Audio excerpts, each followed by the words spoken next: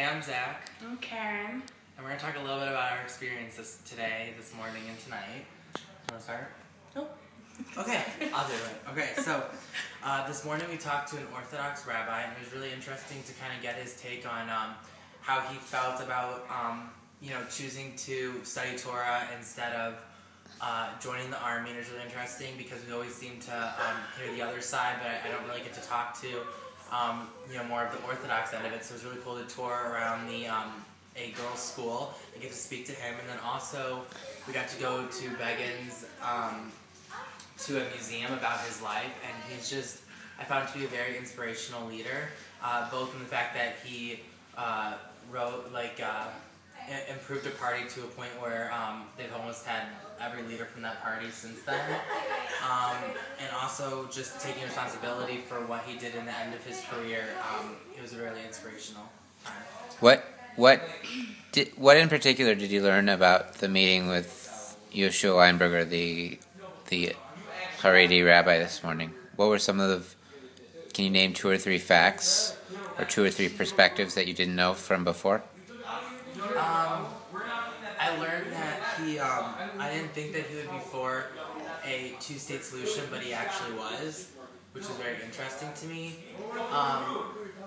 Also, I didn't know that religious Jews paid taxes if they chose to not work for their entire life, and he does pay for his housing, which is part of his stipend, but also he does pay taxes, so I thought that was really interesting as well.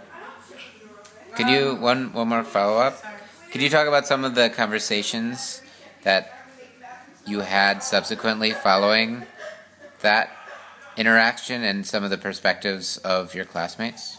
Yeah, I think there's a lot of confusion about was it their place to the state of Israel's place to pay for all these people to be able to study Torah for their entire life and not have to find the army like the other Jews have to do. And it actually got pretty heated because a lot of my classmates really believe that Orthodox Jews should still have to have a job on the side if they want to study Torah, while he felt that there needs to be that few section of the Israel population that is just studying Torah. So that was a big discussion.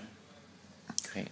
And I think something that was meaningful about today is that for the past 2 days we've been really focusing in on Jerusalem and the complexity in which the city possesses, and that Jerusalem is not just this town of a bunch of Jews who believe that it's this holy place. There are lots of different people of different cultures and different nationalities living in this pretty small place, living together.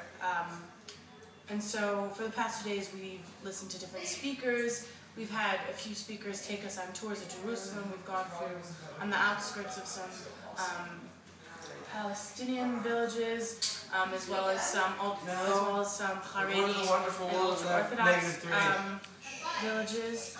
And I think what was most meaningful, especially today, is that tonight we just came back from this presentation / show performance by this wonderful actress who began dressed as a Haredi woman and completely took on the persona of this woman, was interacting with everyone. Even when she walked in to introduce herself to Rabbi Silver, she carried that character. And she went on and she went through, first she was a Haredi woman, explaining why we needed to be in Israel, and then she moved on, and everyone thought it was real, and then she took off her head covering and explained that she was an actress, and then the second character was, I think, more of I would say Orthodox, and then it moved, or modern Orthodox, And where did she live? Where did she live? Where did she live? In the West Bank, exactly. Sorry. Thanks, Miranda. And then it went to a very secular Israeli that you'd stereotypically see in, Tel Aviv, who was pretty an Israeli Zionist secular. And then the last character persona that she put on was of a Palestinian Muslim woman. And I think what was really meaningful is that when she was going through each character, explaining each opinion, explaining, really showing us the complexity of the situation in Jerusalem and in Israel at large, is that after those 2 days of hearing these speakers and going to different places, I was able to put faces. Well, I was able to put faces to those opinions. Like I remember we had a speaker this morning who I could put his face to one of the characters she was. So it really put everything into perspective. It was a good culmination of what we've been doing. It was very meaningful in the sense that all of our experiences came together. It wasn't for nothing. It made sense. Like It was funny. yeah, and it was light-hearted. It was funny. Comical. Can you give one example of what was so funny? People kept, Going along with it.